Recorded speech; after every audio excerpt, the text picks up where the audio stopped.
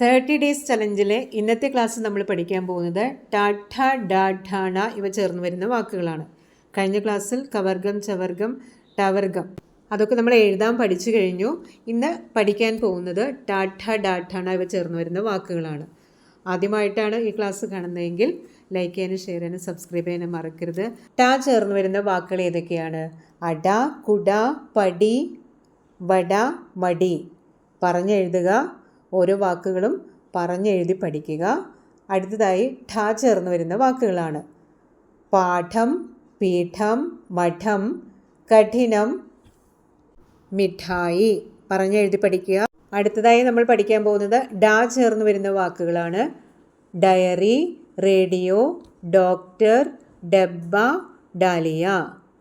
കൃത്യമായി ഉച്ചരിച്ച് ബുക്കിലേക്ക് എഴുതിയെടുക്കുക. പറഞ്ഞ് പരിശീലിക്കുക, എഴുതി പഠിക്കുക.